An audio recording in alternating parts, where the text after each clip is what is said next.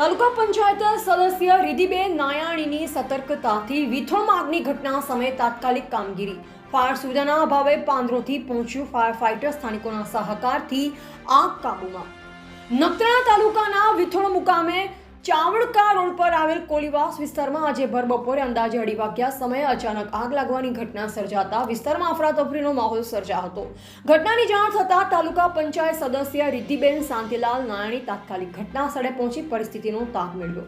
આગ વધુ ફેલાય નહીં અને કોઈ જાનહાનિ ન થાય તે માટે સ્થાનિક લોકોને સચેત કરવામાં આવ્યા તેમજ ઇમરજન્સી સેવા 112 પર કોલ કરી ફાયર બ્રિગેડને જાણ કરવામાં આવી. નખત્રાણા તાલુકામાં અગ્નિશામક વિભાગની પૂરતી સુવિધા ઉપલબ્ધ ન હોવાના કારણે ફાયર ફાઇટરની ટીમ છેક પાંદરોથી ઘટના સ્થળે પહોંચી ત્યારબાદ આગ પર કાબુ મેળવવાની કામગીરી હાથ ધરાઈ અને ભારે જહેમત બાદ આગને નિયંત્રણમાં લેવામાં સફળતા મળી.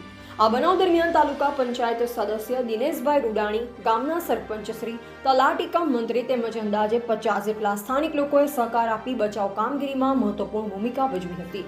આ ઘટનાએ નખત્રાણા તાલુકામાં કાયમી અગ્નિશામક સુવિધાની જરૂરિયાત ફરી એકવાર ઉજાગર કરી છે. રિપોર્ટર ગોવિંદ માતંગ, નિરોણા. મારું નામ નાયાણી રીતિ શાંતિલાલ છે. હું નખત્રાણા તાલુકા પંચાયતની સદસ્ય છું. આજે વિથોણ ગામમાં ચાવડકા રોડ પર કોલીવાસમાં આગ લાગી હતી. મને 2:30 વાગે જાણ થતાં હું તાત્કાલિક ઘટના સ્થળે પહોંચી ગઈ હતી. ત્યાં જિલ્લા પંચાયતના સદસ્ય દિનેશભાઈ રૂડાણી, ગ્રામ પંચાયતના સરપંચ અને તલાટીબેન ત્યાં હાજર રહ્યા હતા અને 40-50 લોકો પણ હાજર રહ્યા હતા. અમે ત્યાં આગ ઉપર કાબૂ મેળવવાના ઘણા બધા પ્રયત્નો કર્યા પણ આગ ઉપર કાબૂ ન મળતા અમે ફાયર બ્રિગેડની ટીમને જાણ કરી હતી અને નખત્રાણા તાલુકામાં ફાયરની કોઈ પણ સગવડ નથી.